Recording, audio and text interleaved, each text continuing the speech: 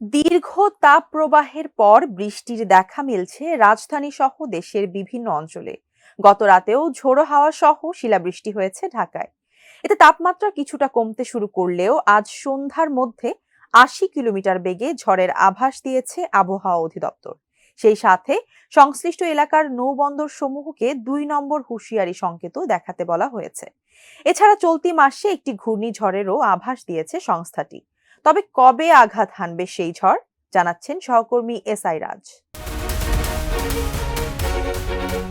দেশের ৩টি অঞ্চলের উপর দিয়ে ঘন্টায় ৬০ থেকে ৮০ কিলোমিটার বেগে বজ্র বৃষ্টিসহ ঝোড়ো হাওয়া বয়ে যেতে পারে। ফলে এসব এলাকার নৌবন্দর সমূহকে ২ নম্বর নৌ হুঁশিয়ারি সংকেত দেখাতে বলা হয়েছে।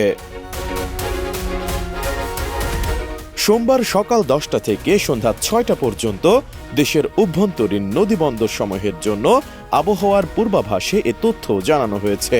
এতে বলা হয়েছে, ময়মনসিংহ, কুমিল্লা এবং সিলেট অঞ্চলের উপর দিয়ে পশ্চিম অথবা উত্তর পশ্চিম দিক থেকে ঘন্টায় ৬০ থেকে ৮০ কিলোমিটার বেগে বৃষ্টি অথবা বজ্র বৃষ্টিসহ অস্থায়ীভাবে ঝোড়ো হাওয়া বয়ে যেতে পারে। এসব এলাকার নদীবন্দর সমূহকে ২ নম্বর নৌ হুঁশিয়ারি সংকেত দেখাতে বলা হয়েছে। আবহাওয়া অধিদপ্তরের তথ্য অনুযায়ী গত ২৪ ঘন্টায় দেশের সর্বোচ্চ বৃষ্টিপাত রেকর্ড করা হয়েছে শ্রীমঙ্গলে ১২৪ মিলিমিটার, আর সর্বোচ্চ তাপমাত্রা ছিল চুয়াডাঙ্গায় ৪০.৩ ডিগ্রি সেলসিয়াস। এদিকে চলতি মাসে ঘূর্ণিঝড়ের আভাস দিয়েছে আবহাওয়া অধিদপ্তর। ১৫ তারিখের মধ্যে এটি আসতে পারে।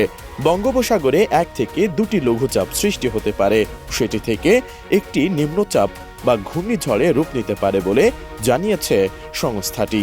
সোমবার আবহাওয়াবিদ মোহাম্মদ আব্দুর রহমান খান এসব তথ্য নিশ্চিত করেন। আবহাওয়াবিদ মোহাম্মদ আব্দুর রহমান খান জানান, ডিজাইন, এলিগেন্স, বিউটি, সেরা পণ্য সবার জন্য। জেভিকো। মে মাসে স্বাভাবিক বৃষ্টিপাত হতে পারে, তবে ১৫ তারিখের পর ২টি লঘুচাপ সৃষ্টি হতে পারে, যার মধ্যে একটি ঘূর্ণিঝড়ে রূপান্তরিত হওয়ার আশঙ্কা রয়েছে। এ সময় তিনি রোববারের বৃষ্টি সম্পর্কে আরও বলেন, দেশের বিভিন্ন অঞ্চলে রোববার কালবৈশাখী ঝড় ও শিলাবৃষ্টি হয়েছে। শ্রীমঙ্গলে সর্বোচ্চ ১২৪ মিলিমিটার বৃষ্টি রেকর্ড করা হয়েছে ও ঢাকায় হয়েছে ৩৬ মিলিমিটার। এছাড়া খুলনা, বাগেরহাট সহ রাজশাহী অঞ্চলে গতকাল কোনো বৃষ্টি হয়নি, তবে আজ এসব অঞ্চলে বৃষ্টিপাতের সম্ভাবনা রয়েছে।